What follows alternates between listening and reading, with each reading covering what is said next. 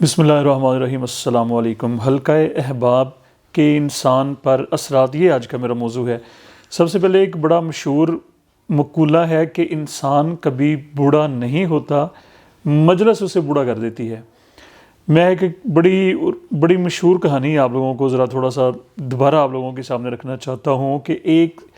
بندہ تھا، وہ ذرا لیٹ ہو گیا، مطلب کہ اس کی ایج زیادہ ہو گئی، شادی والی جو پرفیکٹ ایج ہوتی ہے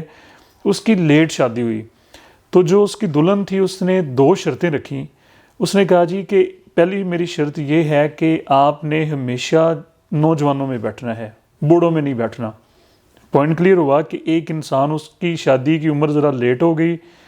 تو اس کو کوئی رشتہ نہیں مل رہا تھا، تو جو لڑکی اس کے ساتھ ایگری ہوئی اس نے 2 شرطیں رکھیں۔ پہلی شرط اس نے یہ کہا کہ آپ نے ہمیشہ نوجوانوں میں بیٹھنا ہے، بوڑھوں میں نہیں بیٹھنا۔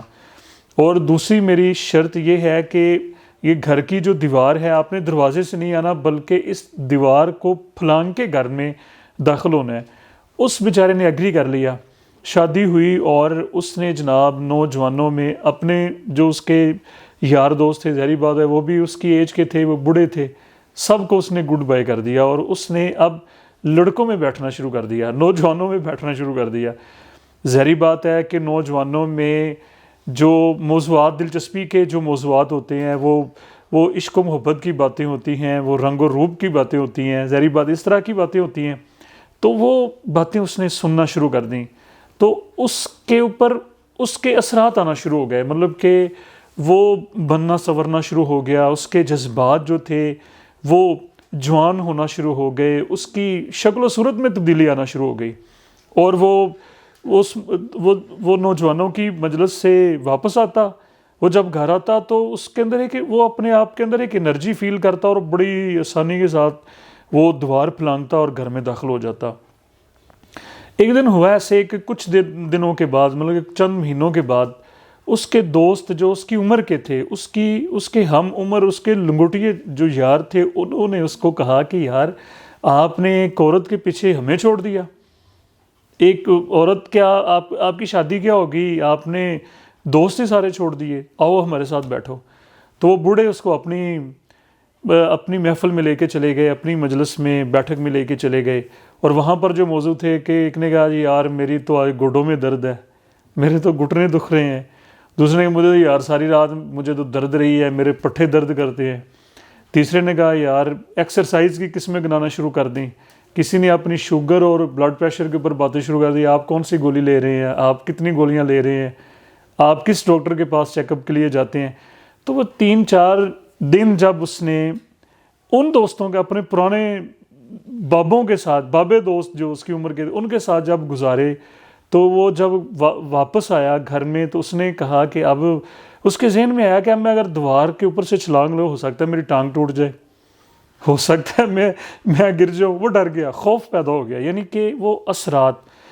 اب اس سٹوری کو ذرا ذہن میں رکھیں، سرکار دو عالم صلی اللہ علیہ وسلم کی حدیث مبارکہ کا مفہوم، سرکار دو عالم صلی اللہ علیہ وسلم نے ارشاد فرمایا کہ انسان اپنی صحبت سے پہچانا جاتا ہے۔ مفہوم عرض کر رہا ہوں، مطلب کہ دوست انسان کی پہچان ہوتے ہیں، اور دوستوں کے انسان کی زندگی پر تھوڑے بہت نہیں گہرے اثرات ہوتے ہیں۔ ماحول